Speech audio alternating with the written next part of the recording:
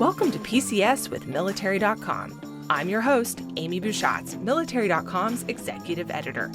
On this podcast, we talk with experts and insiders about everything you need to know to make this military move season your best yet. Now, let's get this PCS started.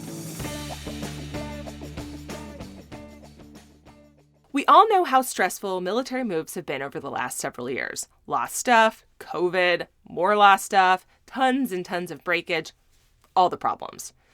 There are a few helpful and practical ways to get through this, like being an organizational ninja or knowing exactly what your rights are as a military family or service member. You can carefully plan ahead. You can do a scouting trip to your new base, or you can hire someone to scout things for you. You can ask all of the Facebook groups for all of the advice. But there's another way to prepare for, deal with, and recover from a PCS, and it has to do with who you are as a person and, yes, the psychology of a PCS. Sounds interesting, right? Can we really make PCSing easier on ourselves by understanding how we individually think? That's exactly what Kellie Artis is going to talk to us about today. You might remember Kellie from 2021's season of PCS with Military.com, where she talked about dealing with your new duty station from a distance by using the Millie Scout program. But she's also recently completed the Narrative Enneagram Core program, and by the time you hear this, she'll be well into an Enneagram professional training program to become a certified teacher. In short, she knows what she's talking about. Today, she's going to talk about how understanding your own personality and psychology can help make this PCS season go as smoothly as humanly possible. She's also going to tell us what the heck an Enneagram is. Kellie, welcome back to PCS with Military.com. Hey, Amy, thanks so much for having me. I'm so happy to be here. So we did talk about this last time, but it's something we ask all of our guests. So remind us, how many times have you personally moved with the military or otherwise? Oh, shoot. Otherwise is a whole new category, but 7 actual PCSs. Yeah. But then in college, I got bored a lot. So I moved almost every semester. But that's like laundry basket move. That's not a whole move.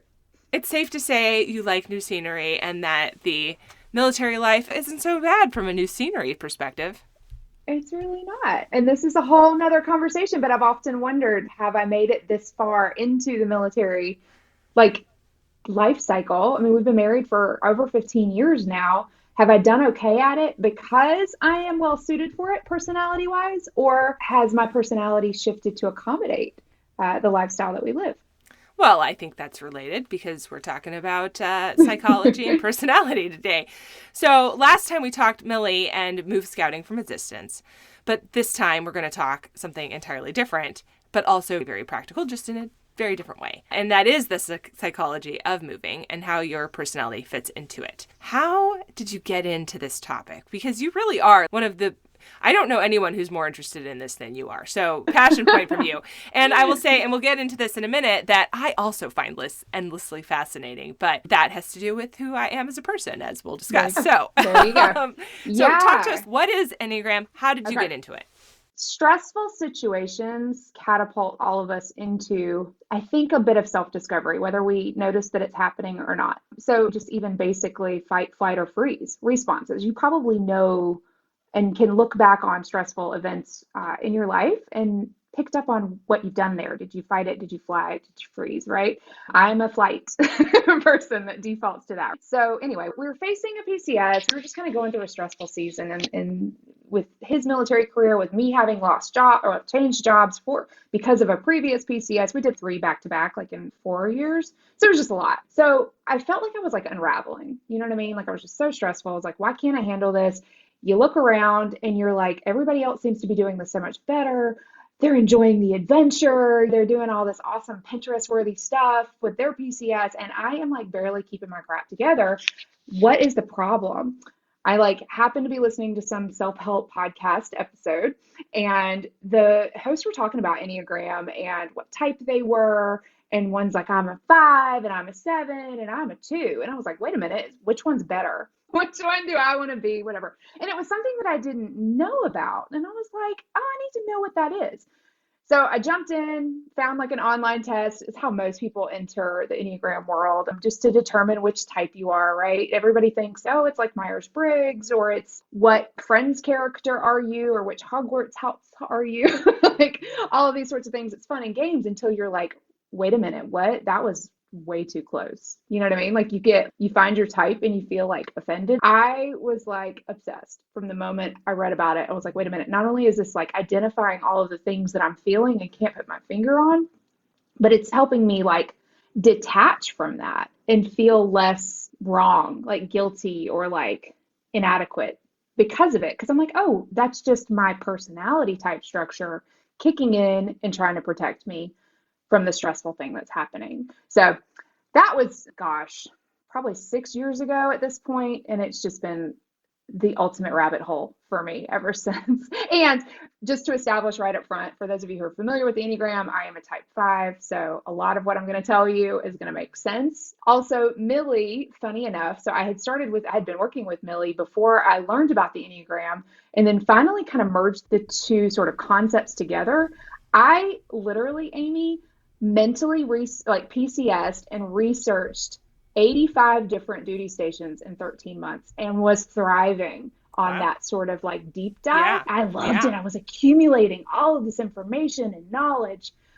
Okay, that's like a crux for a 5, right? I was like, oh snap, that like fit totally into it. And it made me like the perfect fit for that role because I didn't have to actually move, but I was able to pretend like I was moving in each instance and lean into the strengths of my type instead of using them like in an unhealthy way, which would be unraveling in the face of a PCS. Yeah. Do we consider Enneagram to be a personality test, or do we think of it as something else? You can. So essentially what the Enneagram is, and just so you guys know, I am going to be borrowing pretty heavily from this really handy textbook that I love. It was written by David Daniels, and it's actually going to be my recommendation in lieu of an internet test. It's called the Essential Enneagram. Short little book, gives a lot of descriptions that are boiled down. The Enneagram is a really deep system, right? Like it, again, I've been studying it for 6 years and only barely feel like I'm scratching the surface. But he describes this concept, this system, as 9 patterns of thinking, feeling, and acting. And those are based on perceptual filters and driving emotional energy. So it's less about your type, right? One key thing here is you have a type, you're not a type, right? There's more to it than that. So it's not, oh, which box do I fit in and keep me in it? No, the idea is to identify what type structure you lead with unconsciously, right? And start identifying, waking up to the things that you do on a habitual basis and have never really paid much attention to. You've just kind of done them because they work for you. You adapt these patterns when you're very young, right? It's all part of your ego trying to protect you. And you kind of lose sight and lose a connection with this greater knowing that you're loved because you're you and not because of XYZ thing that you do, right? Or you are, or you act. So that's the basic explanation of it. The actual Enneagram itself is named after a symbol. It's a circle that you can see. If you Google it, I'm sure you've probably seen it before. You, my friends, I know have. There are 9 points, like dots around the circle, and each dot corresponds with a number 1 through 9, and they all intersect with all these different crossing lines that kind of shoot across the circle, and it all has meaning. The key thing here to know too, especially if you're new to the Enneagram, is that those lines provide you access to other points on the Enneagram. So you can move around a little bit. And you have all of these other resources at your disposal that once you get more fluent with this map, this system, this archetype, then you can start to draw in some of the things that you have access to that might be more helpful in situations like a PCS or other stressful things. So it's less about pegging yourself to a personality box and saying, oh, I'm an X, Y, and Z type person, I'm an introvert, so I therefore must act this way, and more about saying I tend to have these types of qualities. Those things are my strengths or my weaknesses or things that I can grow in. I can use this information to help me really understand what makes me feel good, but also understand how to design what I'm doing in a stressful situation or in a non-stressful situation to really make me feel my best.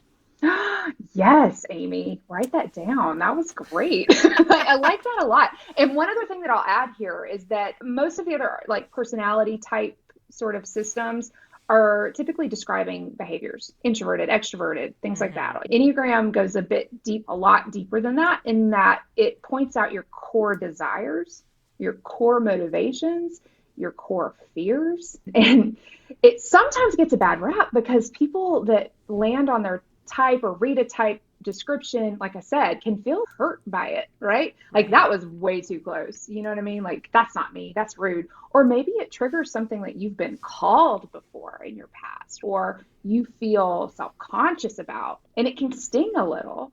But the idea is to call attention to those things and learn that you may be exhibiting those behaviors when you're unraveling, when you're stressed, when you're acting out in your type, and it can help you pull back in. So again, self-discovery is painful sometimes. Like it's not just like cocktail party banter. I mean, if that's all you're looking for out of it, then it's super fun. But if you're using it as a tool, it is so much more helpful than that, than to just, oh, I'm a 5. Okay, so there are seasons in life. There's seasons for growth and seasons for surviving. There's PCS season and non-PCS season. Okay, so I feel like when you're under a lot of stress is the time to use a tool like this to understand how to power through it, and that other times can be when you use it for growth. So, do you agree, disagree? I like that a lot. And I'm going to say that it also makes things so much more identifiable, right? It's hard to read a list of like qualities and good traits and say, oh yeah, that's 100% me. That seems boastful. It's, we were talking earlier offline about imposter syndrome. We all have it on some level. So like I can read this beautiful articulation of, you know, a certain type and think, no, that's not me, because I'm going to be self-deprecating and think on some basic level that I'm not that. I'm not that, right? When you're stressed out and you're relying on these coping mechanisms and you're acting out, those things are a lot more apparent. I just feel like I know, again, I'm going to keep using myself as an example here, but as a type 5, one of my coping mechanisms is withdrawing. My passion, the thing that I struggle with, is avarice, which is actually like a hoarding or a feeling that there's a scarcity of something. That could be information, that could be people, that could be food, right? Like any kind of thing like that. I can notice when I'm doing that. It's hard for me to notice when I'm living my best life. You know what I mean? Because you like, I don't know. It just makes it much more clear. It's the red flags often. You're like, wait a minute. I'm doing my thing where I shut down and I stop responding to texts, and you know what I mean? Like now that I know that's one of my coping mechanisms, I can spot that and try to correct a little more consciously instead of just like letting that take its natural progression. And if you want to pick on another number during this, feel free to pick on me, Amy, the 8. The 8est in the land. The 8est there ever was. Married an 8 too. So I know you guys well. So I'm comfortable. I'm comfortable bearing my 8ness for the good of the order. So lay it out for us, okay? Because we've talked a lot about how this can help you, you know, in red flag moments. We've talked about how it can like add texture to understanding who you are and how you tend to operate. Why should thinking about this be part of preparing for or recovering from a PCS? What does personality broadly and this type of understanding specifically have to do with PCSing? Why are we talking about this on PCS with Military.com? Because I've managed to draw a line between two really obscure things. And because I'm an 8, I was like, that is fascinating. Yeah, right. All right, here's where I landed on this. And if you guys will indulge me a metaphor that I'm actually pretty stinking proud of. And I promise I'm going to circle back. I think in a short answer, like if you wanted just a one line, it gives you an avenue to pull out of stress, anxiety, depression even. We've all seen the dark side of a PCS. It's hard, y'all. It's just hard. Transitions are hard. So I think that even in my personal experience, a certain level of self-awareness, self-knowing, pausing, reflecting, really getting in tune with what's actually going on in reality versus what this personality type structure has obscured from us. So that's the whole thing, is that we're walking around with this filter that we didn't intentionally put on. We can be appreciative for because our brains did that. Our brains have done that from like when we were little kids. It said, you know what? That's not safe to think that. So we've disconnected from this like greater knowing. For me, it's actually there's plenty. Like instead of having an abundance mentality, I have the scarcity mentality. That's not reality. There's plenty out there for me. So anyway, okay. So here's my metaphor. We are looking at an illustration, like a hand-drawn illustration of a little stick figure. And the little stick figure is on a boat, a little sailboat with the little sailboat on the water. The sailboat is on a calm sea. The sun is shining, the clouds are out, and the little stick figure has made a choice to look up at the clouds and see the beautiful horizon, the sunshine, feeling the warmth on their skin or their stick figure skin, right? And they are just enjoying life up in this crow's nest of this little boat on the sea.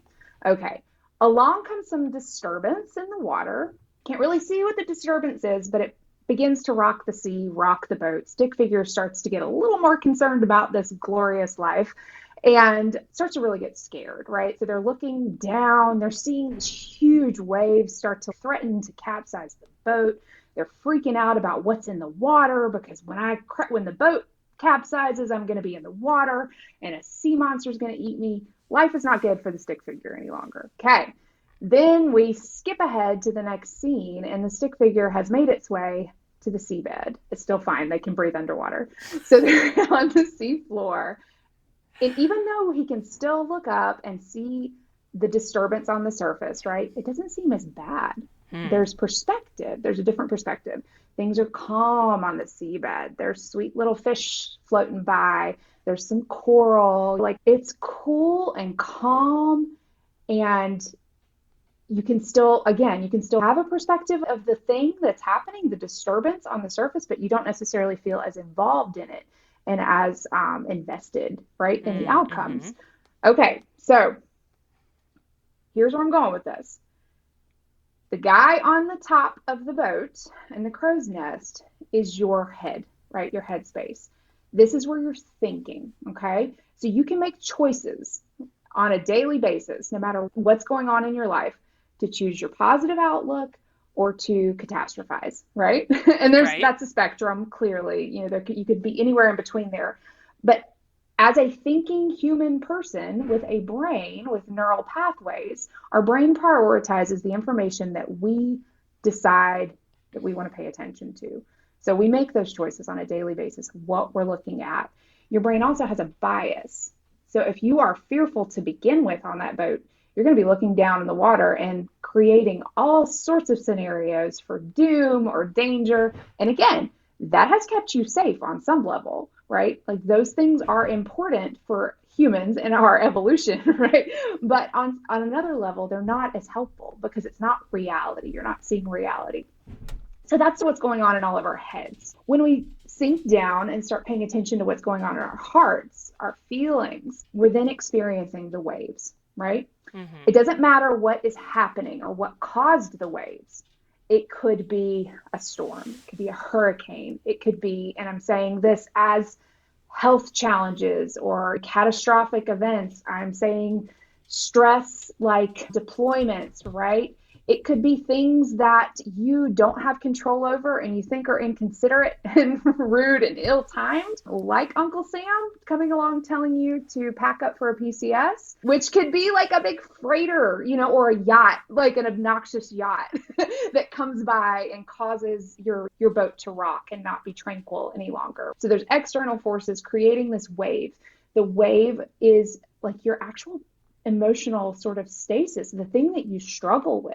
So there's they call them passions in the Enneagram language. We all have a type of passion.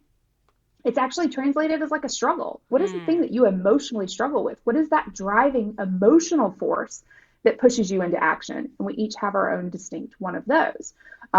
Skipping back to the head, I missed talking about your mental fixation. So there are 9 types of mental fixations as well that correspond with your type. Once you are able to sink down, so that space on the seabed is your moment of self-awareness, right? That's your resource, okay? So if you can find a way to get to that point where you are okay, that can be a resource for you and a refuge. So what that looks like is ignoring and pushing away what's going on in your head, right? Forgetting the little guy on the boat, the waves, all of the worst case scenarios. It is, instead of fighting the waves of the emotional thing that's happening, learning to navigate through them. Let go a little bit, right? If you've ever swam against waves or surfed or anything, you can't fight the wave. You got to work with it, So learning to let go a little bit of our emotional reactivity to that disturbance. Also, getting mad at the yacht's not going to help anything. He's still going. So we're going to leave that yacht and just learn to work around it. But sinking down into your body, checking in with yourself, making sure that you can still find a moment to realize I can still breathe. I can draw breath. Where do I feel that breath? Do I feel like warmth in my heart space? Do I like actual physical sensations? It sounds woo and crazy, but it really works, y'all. And it's hard to cultivate this. Like, I'm still not there yet. As a head person, like, it's a long way away from me. But learning to connect, and Amy, I know you know this so well with just given where you live and what you do on your free time. You are out in nature for a reason, right? It probably brings you a lot of solace, grounding yourself and recognizing like my body is amazing and capable of doing all these awesome, mighty things. We get distracted by all of this other noise that's happening in our lives, particularly around big, stressful situations, that we forget that. So tuning back in, again, it doesn't solve any problems necessarily. Like, it doesn't help you push your claims or your damage claim forward, but it gives you a moment to like relax, to let go, to just appreciate yourself, your body. You're not broken. You're not doing this wrong. I always thought like, I'm not doing this. Everybody else is doing this better. No, that's not true. That's my perception. So checking in like, you know what? I'm doing a great job for me. And I appreciate me, and I appreciate my brain and its way of fixating on things because that helped me figure out XYZ. And I appreciate my emotions because the sadness that I feel over leaving my best friend at this duty station helped me appreciate the relationship. You can just, again, get a better perspective of what's going on. Taking just a small moment, I would say, dare I say daily, to just reflect and recognize and use that as a resource. Then you can push through, spot your red flags when they start to flare up, back down into that resource point, right? Into that moment of, I need to not experience this anxiety right now. I need to try so hard to like cling to what's important and not all of these like falsifications that are coming at me that my own brain has developed. Just a quick break here to tell you about all the incredible PCS and military life resources on Military.com. Did you know Military.com's team of news reporters and experts put together the news and information you need to make your military life the best it can be? And you can get all of it delivered straight to your inbox by signing up for one of our newsletters at Military.com. And the Military.com news app, available for iPhone and Android, will keep you on top of breaking news as it happens. What are you waiting for? Check those resources out today. Now, back to our show.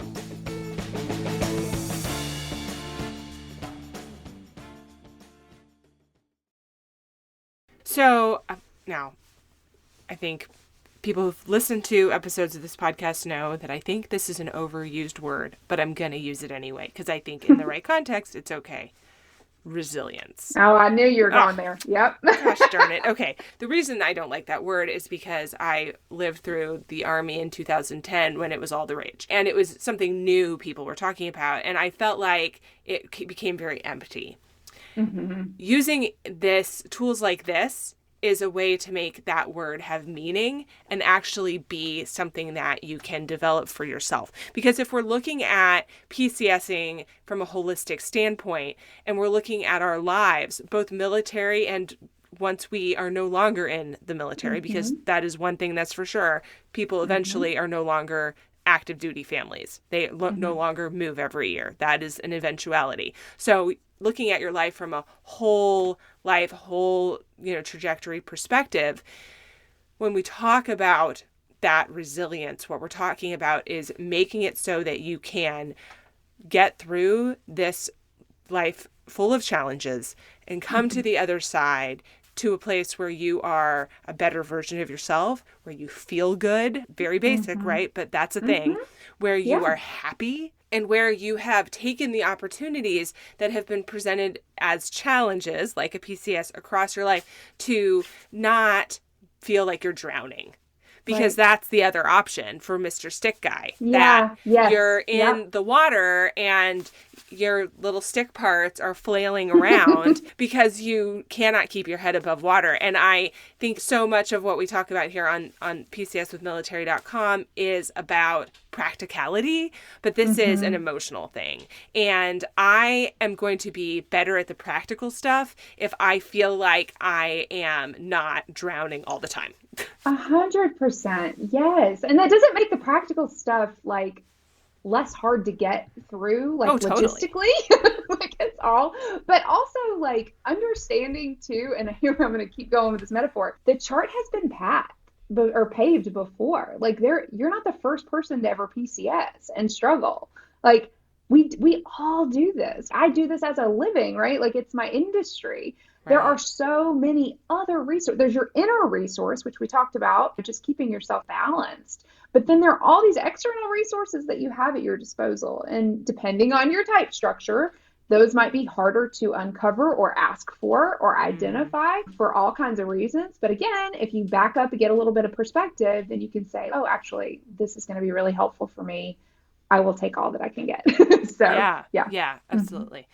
So we've talked about what Enneagram is. You referenced a book. I want to say that if you want to buy a book, that's great. There are internet quizzes for this. That may not be the most thorough resource. However, they totally exist. So you can do that. It can be free. You can dive in there. There are a level and zillion Instagram accounts where you can follow information about your type or information about your friend's types or information about your husband's type and just feel some comfort in information in that. I love doing that. I may or may not pick gifts to get people based off of those accounts. Oh, that's so smart though. If you know their type. Yeah. Can I throw some caveats? So yes, go ahead. Online tests are so great and they're so fine, especially if it's just an entry point, but just hold the results loosely. Okay. The whole thing here, you guys, is that we are not accustomed to living on the seabed and having that healthy perspective of what's going on in our lives and how we're reacting to it. So you could take a test and type yourself as the thing that you want to be perceived as versus the thing that you actually are. So there takes a level of self-awareness to even honestly take the test. So start out there, but they're probably, most of them will spit back 2 or 3 different types that you kind of resemble or maybe scored highly for. Explore all of those. You can usually eliminate several just on surface level, like, nope, that's not me. Whatever. I am not a 4. You're not.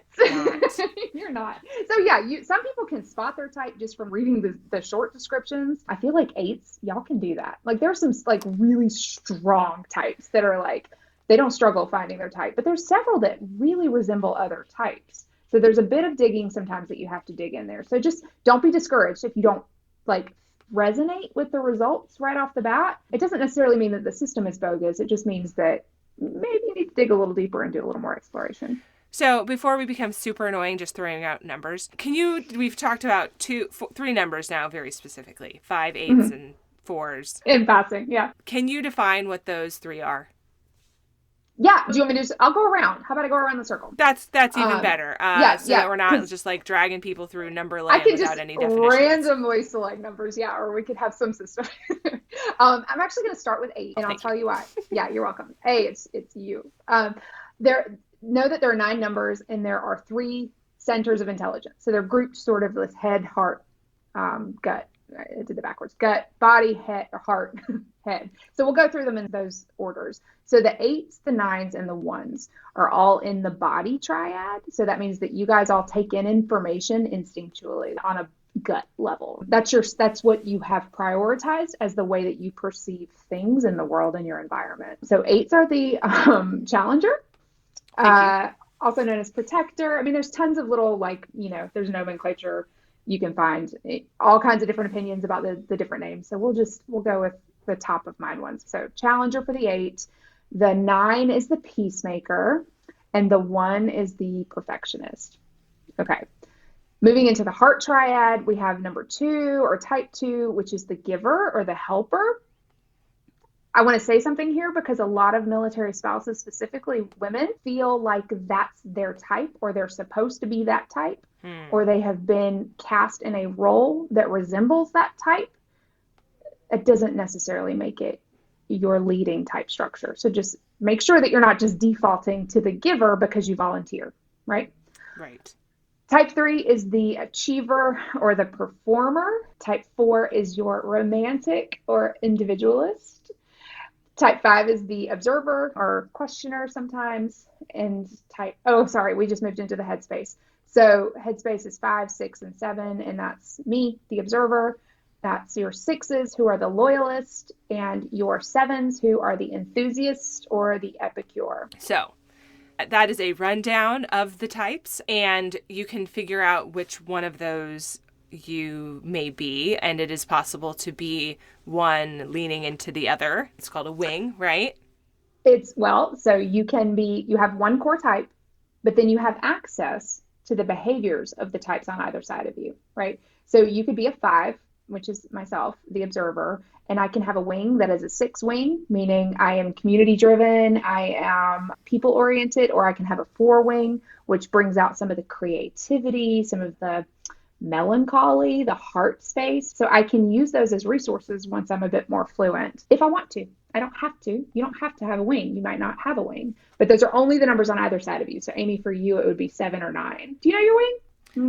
I have determined that I don't have a wing. Is that possible? Okay.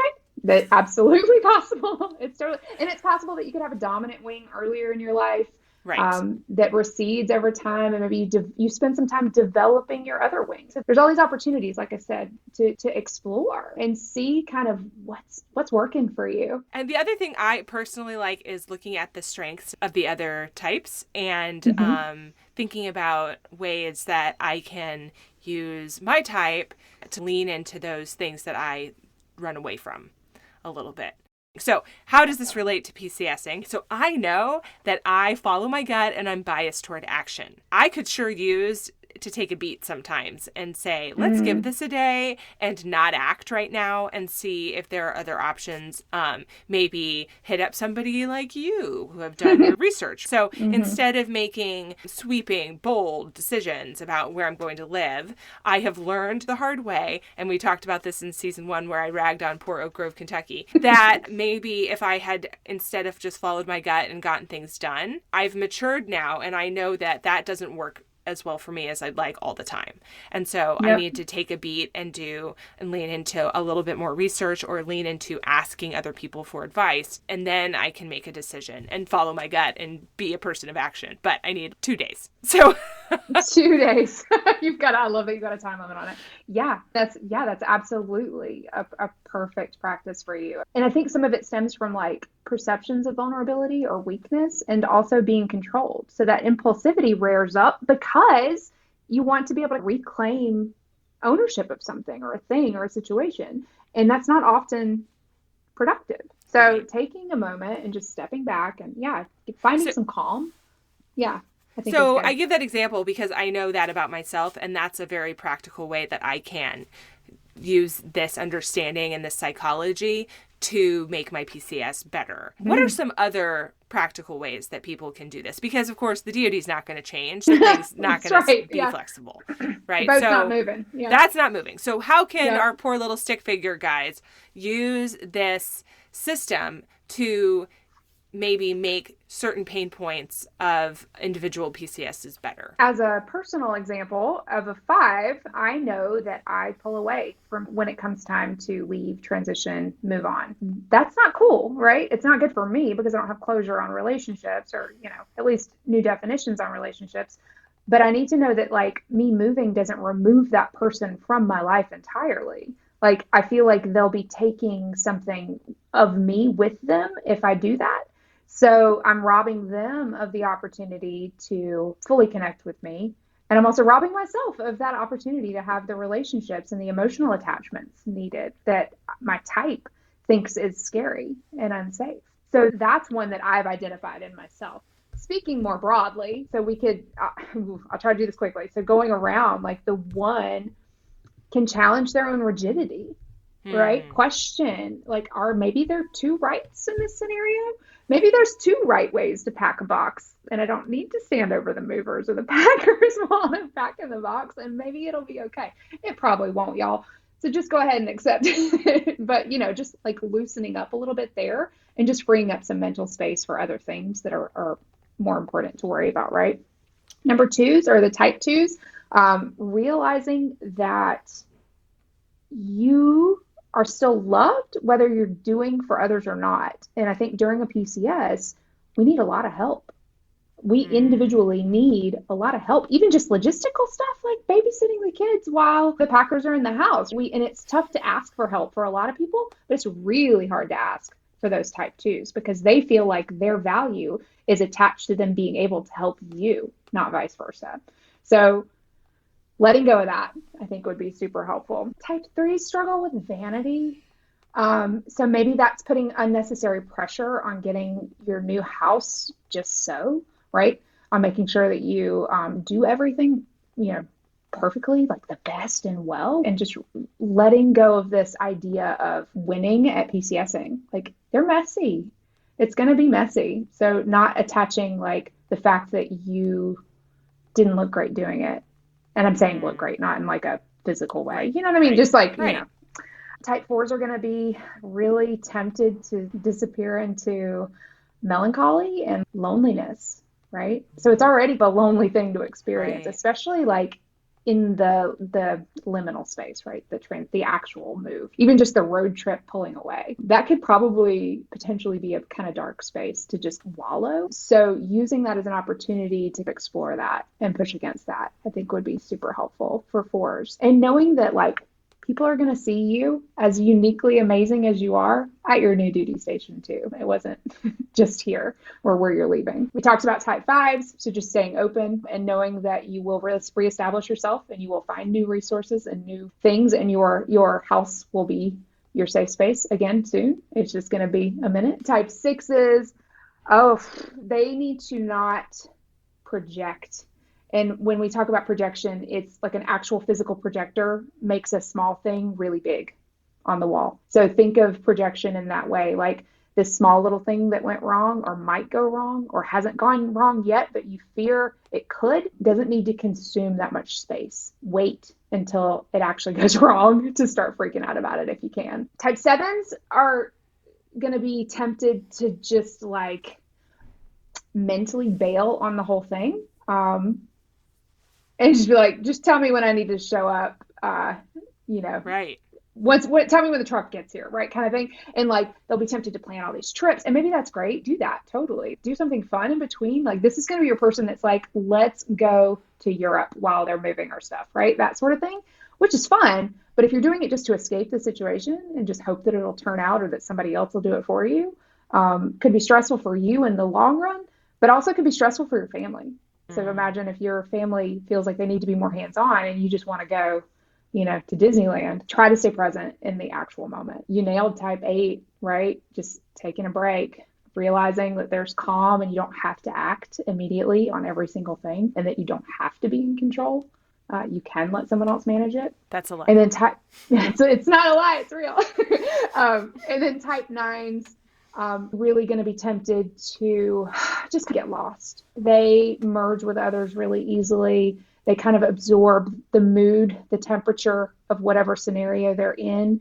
And they're also really hesitant to make decisions in fear of introducing conflict.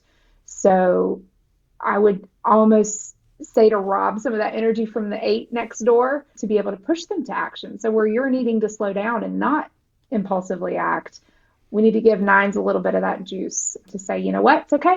And you're going to make bad decisions, and that's okay too. As long as you feel like you're still moving forward, you're going to be okay. Yeah. Well, hopefully you guys have heard one of your types mentioned, or yourself mentioned a little bit in one of these types rather today, and that those things sort of resonated with you. You can, of course, find out more about the Enneagram in the book Kellie mentioned, which is what again? The Essential Enneagram by Dr. David Daniels. Cool. And we'll link that in the show notes as well if you want to follow a direct link there. And of course, internet test is a good entry point, but is not all that in a bag of chips. So maybe start there, and then move forward if you find it interesting. But the goal here, of course, isn't to put yourself in a hole or a box. It's to say, or be a floating man in a sea, stick guy. It's to be in control of your experience by understanding how you operate and who you are in a way that can improve your military life. Like I said earlier, we talk a lot about nuts, bolts, tips, tricks, regulations, rules, how to talk to the movers, how to deal with the trucking people, how to deal with the DOD. This is how to deal with you. And how to deal with you is a pretty big part of your PCS. So I'm very hopeful that you guys have found this useful. Kellie, thank you so much for joining us on PCS with Military.com. Thanks, Amy. Thanks so much for listening to PCS with Military.com. Want more PCS advice? Check out the rest of PCS with Military.com wherever you get your podcasts. Or visit our PCS Resource Center at Military.com/PCS. And until next time, happy moving.